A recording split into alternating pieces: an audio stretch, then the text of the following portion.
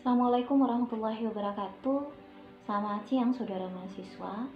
Sengaja saya merekam materi haki pada pertemuan kali ini untuk memudahkan pembelajaran kita dengan sistem jarak jauh dengan kondisi pembelajaran online saat ini dan memilih media alternatif selain media aplikasi Zoom yang kita gunakan biasanya.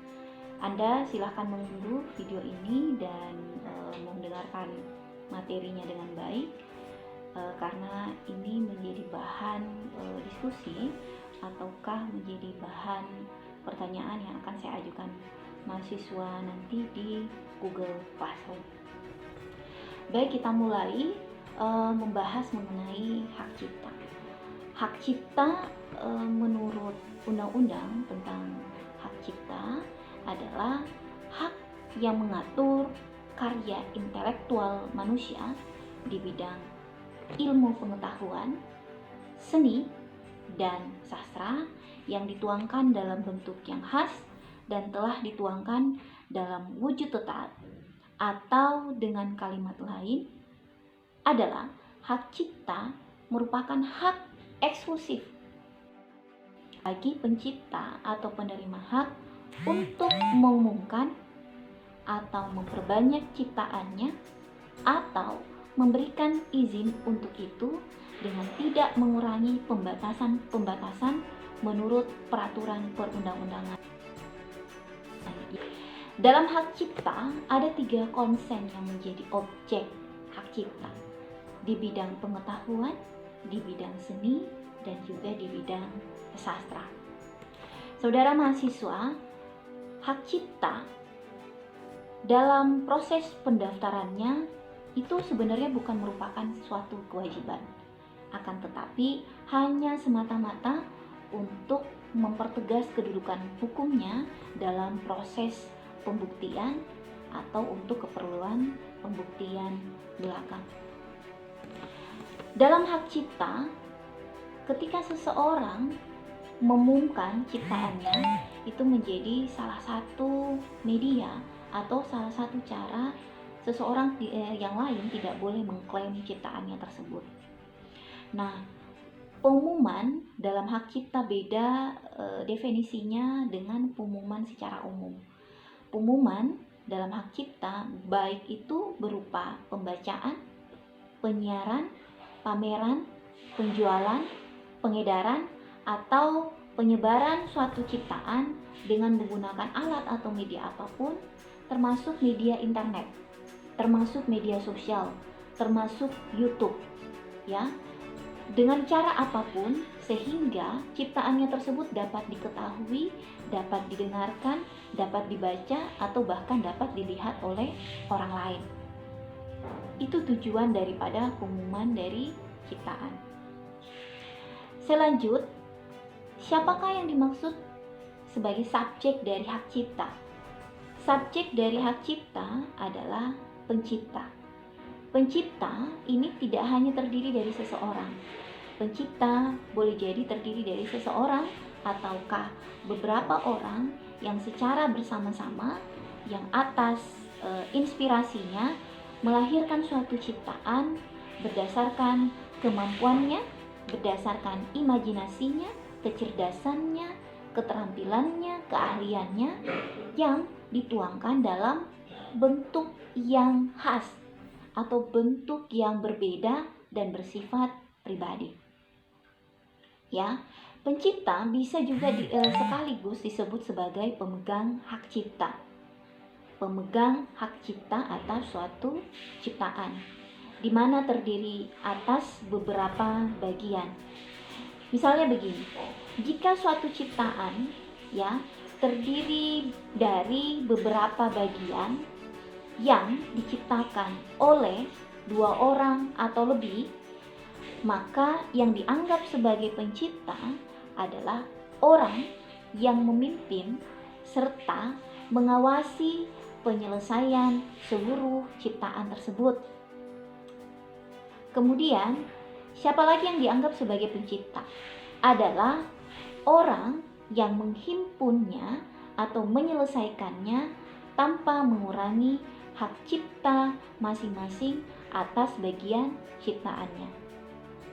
Contohnya saja seperti sebuah lagu, ya. Lagu ada yang menciptakan liriknya, ada yang menciptakan aransemen atau musiknya, ada yang menciptakan video klipnya, ya. Ketiganya ini menyatu dalam satu ciptaan, misalnya dalam bentuk lagu yang bisa disaksikan dan sekaligus bisa didengarkan.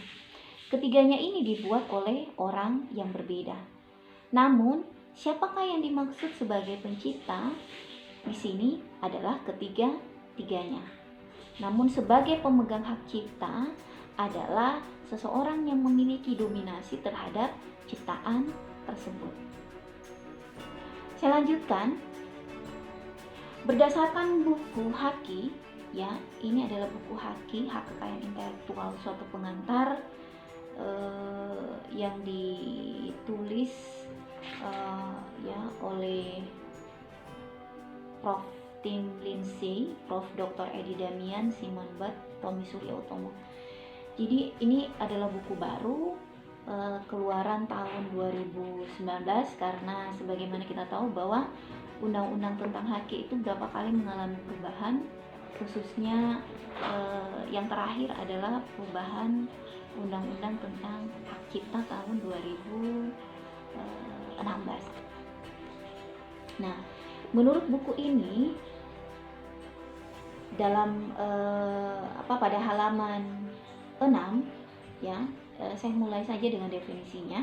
Yang dimaksud dengan hak cipta, ya, jadi perlu digarisbawahi bahwa hak cipta itu merupakan hak eksklusif bagi pencipta untuk mengumumkan atau untuk memperbanyak ciptaannya dalam tiga bidang tadi, ilmu pengetahuan, seni, dan sastra. Yang mana saja yang termasuk bidang pengetahuan, ilmu pengetahuan, seni, dan sastra itu misalnya terdiri daripada buku, ya, program komputer, ceramah, kuliah, lukisan, pidato, serta sejenis dengan itu, serta hak-hak yang terkait dengan hak cipta. Nah, karena ciptaan itu dilindungi oleh hak cipta, ya, sebagaimana disebutkan tadi merupakan hak eksklusif. Jadi ciptaan-ciptaan tersebut, ya, hanya menjadi hak bagi pencipta atau pihak lain yang diperbolehkan untuk memanfaatkan hak tersebut berdasarkan lisensi atau berdasarkan izin daripada pencipta. Ya, biasanya sih kita mendengar atau kita mengenal hak cipta itu dalam sebuah lagu, ya, dalam sebuah buku, atau dalam sebuah karya seni yang lainnya. Tapi itu tadi kita harus perhatikan bahwa objek dari hak cipta itu ada 3, berkaitan dengan ilmu pengetahuan, seni, dan juga sastra. Saya lanjutkan, ya. Bagaimana dengan apa sih yang dimaksud dengan perbanyakan dalam hak cipta? Perbanyakan dalam hak cipta adalah penambahan jumlah ciptaan atau jumlah suatu ciptaan baik secara keseluruhan maupun bagian yang sangat substansial dengan menggunakan bahan-bahan yang sama ataupun tidak sama, termasuk dengan mengalih wujudkan secara permanen atau temporer. Kita bisa bayangkan dulu bagaimana lagu melalui berbagai macam fase perubahan, dari model kaset yang kita dengarkan, ya, kemudian berubah menjadi CD atau compact disc, berubah menjadi MP3, MP4. Sekarang kita tidak bisa lihat wujudnya, hanya bisa begitu modern, hanya dalam bentuk file dan bisa didengarkan di mana-mana. Ya, itulah yang dimaksud dengan pengalih wujudan baik secara permanen maupun secara temporer. Oke, saya lanjut. Ya, tadi kita sudah membahas tentang pencipta dan pemegang hak cipta. Jadi, pencipta bisa saja sama dengan pemegang hak cipta, tapi tidak semua pemegang hak cipta adalah pencipta. Ya, lalu siapakah yang dimaksud sebagai pemegang hak cipta? Pemegang hak cipta adalah pencipta sebagai pemilik hak cipta atau pihak lain yang menerima hak tersebut dari pencipta, atau pihak lain yang menerima lebih lanjut hak dari pihak tersebut. Itu yang dimaksud dengan pemegang hak cipta. Jadi pemegang hak cipta bisa sekaligus sebagai pencipta ataukah orang lain yang diberikan hak oleh pencipta. Saya lanjutkan. Lalu apa yang dimaksud sebagai ciptaan? Ciptaan yang merupakan objek daripada hak cipta. Ciptaan adalah hasil setiap karya pencipta yang menunjukkan keasliannya dalam lapangan atau dalam bidang ilmu pengetahuan, seni, dan juga sastra. Kita beralih kepada perlindungan hak cipta. Ya, bagaimana perlindungan hukum terhadap hak cipta? Itu pertanyaan yang akan muncul. Perlindungan terhadap suatu ciptaan timbul secara otomatis sejak ciptaan tersebut diwujudkan dalam bentuk yang nyata. Saya ulang, perlindungan terhadap suatu ciptaan timbul secara otomatis sejak ciptaan itu diwujudkan dalam bentuk yang nyata. Ya, pendaftaran atas ciptaan itu tidak merupakan suatu kewajiban sebenarnya untuk mendapatkan hak cipta. Akan tetapi, pencipta maupun pemegang hak cipta yang telah mendaftarkan ciptaannya akan mendapatkan surat pendaftaran ciptaan yang dapat dijadikan sebagai bukti awal jika terjadi sengketa di persidangan atau di pengadilan. Nah, perlindungan hak cipta ini ya tidak diberikan kepada ide ataukah gagasan ya. Jadi saya ulang, perlindungan hak cipta tidak diberikan kepada ide, kepada sebatas ide ataupun gagasan, tapi karya cipta yang memiliki bentuk yang khas, sifatnya pribadi, dan menunjukkan keaslian sebagai ciptaan, ya, orisinal maksudnya, dan menunjukkan keaslian sebagai ciptaan yang lahir berdasarkan kemampuan kreativitas dan keahlian ataukah kecerdasan sehingga kreativitas tersebut atau ciptaan tersebut dapat dilihat, dibaca, dan didengar. Saya lanjut ya.